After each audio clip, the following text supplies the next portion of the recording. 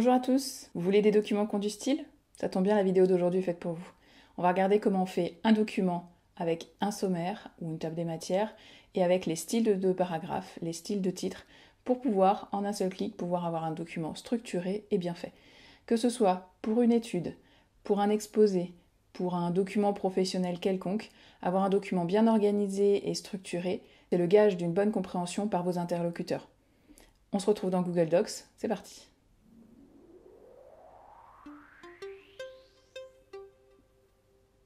Dans les documents un peu longs, on aime bien avoir un sommaire, une table des matières, ou en tout cas quelque chose qui nous donne un petit peu le menu de ce qu'on va manger.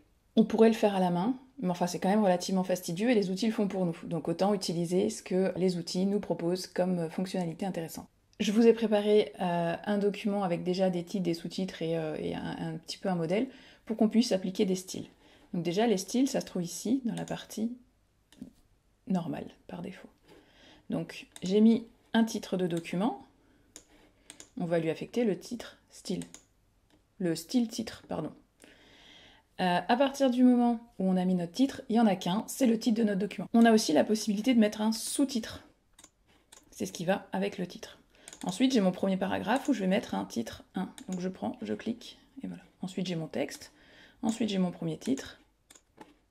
En général, après le sous-titre et avant l'introduction, c'est là qu'on met un sommaire. Donc on va dans le menu Insertion. Et là, tout en bas, on a Table des matières. Bon, bah, j'ai une table des matières avec déjà mon premier titre et mon premier sous-titre. Je peux ici mettre un autre titre. Donc là, je suis en titre 1, bah, je vais mettre un titre 2. Comme ça, c'est ma hiérarchie. Et vous voyez à gauche, j'ai une hiérarchie de titre du document, introduction, mon titre qui sont au même niveau, un sous-titre qui est à ce niveau un petit peu en dessous, mon titre 2 qui va être aussi un petit peu en retrait, un autre titre 2, un titre 3, et ainsi de suite.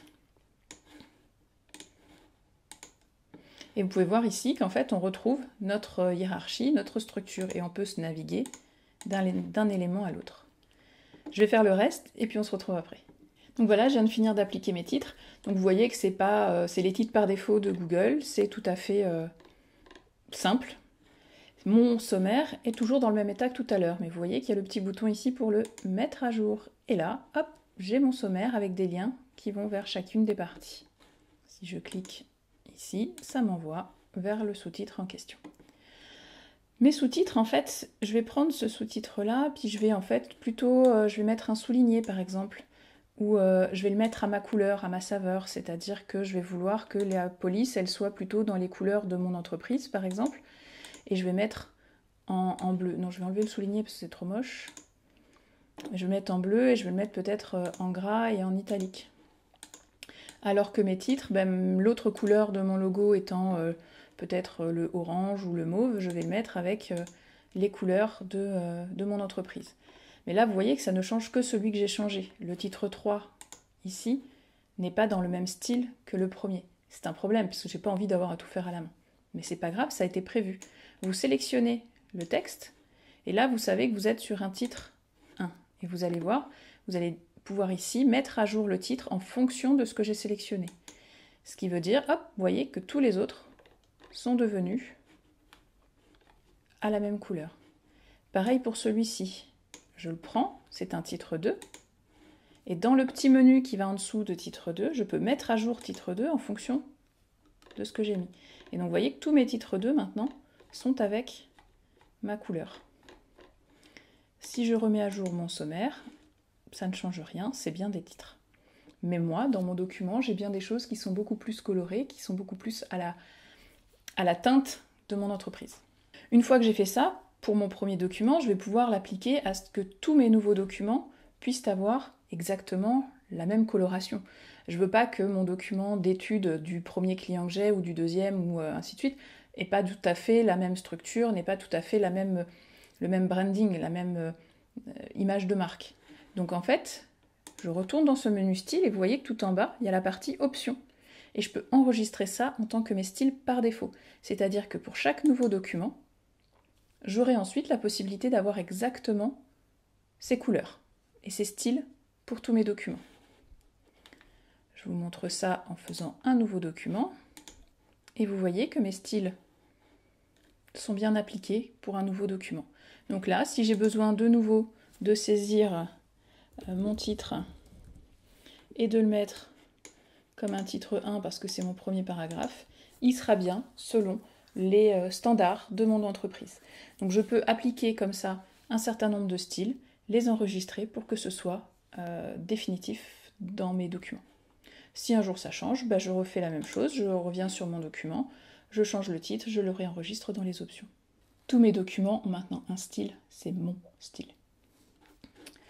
Vous remarquerez que ici, je n'ai pas les numéros de page. C'est parce qu'en fait, dans la configuration de la page, j'ai dit que je ne voulais pas de page. Si vous êtes dans la configuration par défaut avec des pages, vous avez la possibilité d'avoir deux types de sommaires. Hop, je reviens ici.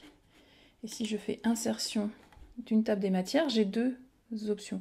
Et il y en a une qui contient les numéros de page. Donc si c'est plus ça dont vous avez besoin, mettez plutôt en mode comme ça.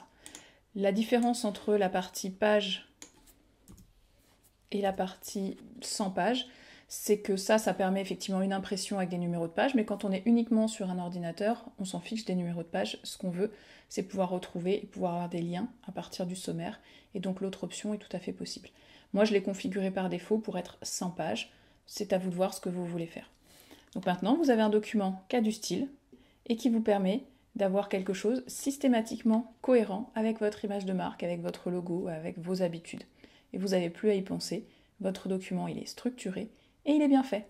Pour d'autres fonctionnalités et astuces sur Google Docs, je vous invite à aller voir dans la description et dans les playlists, puisque je vais vous mettre un lien vers une playlist qui est dédiée avec Google Docs. Et sinon, vous avez aussi une playlist dédiée à Google Workspace pour pouvoir avoir un peu plus d'astuces générales sur tous les outils autour de la suite Google. C'était Mélanie de la chaîne Le Monde Numérique de Mélanie. Je vous invite ou je vous encourage à jouer avec les styles de vos documents en attendant la vidéo de la semaine prochaine. Bye bye!